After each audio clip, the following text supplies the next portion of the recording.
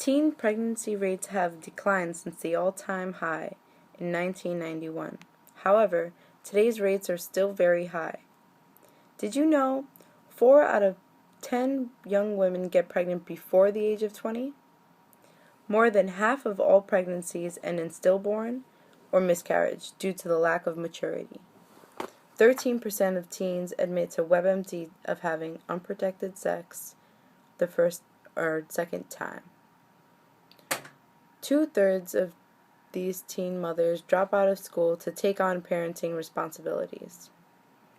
Not many teenagers take into account that early pregnancies could lead to health risks for the child they are bearing, but also for the mother who is carrying.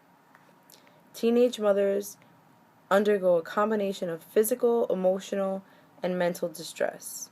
The stresses of giving up their own youth to birth, care, and provide for a child can be very overwhelming for women. Since teenage mothers aren't completely physically developed, they are putting themselves at much greater risk for miscarriages and other complications during birth.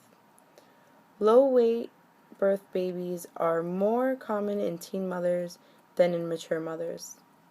Low birth weight babies are 40 times more likely to die in their first month because they are born premature with undeveloped organs.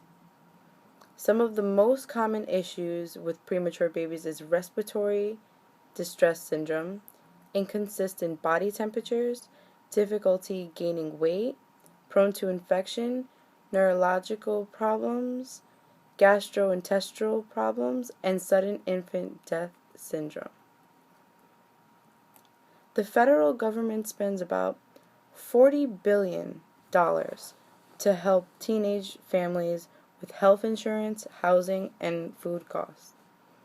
Sarah Torrey, a writer from the blogspot called The Foundry, states, Planned Parenthood has ridden the waves of taxpayers' funding to billions of dollars in annual surpluses, with an amount of abortions that they perform.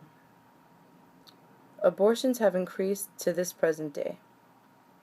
Contraceptions are readily available to teenagers in today's times. However, they fail to take the proper precautions.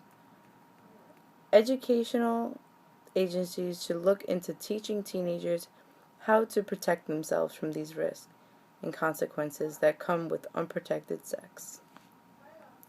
Parents should also take an active role in educating their kids on the subject of unprotected sex and the realities that come with it. We can help our children to make better decisions, but the first step is to advise them and open the lines of communication.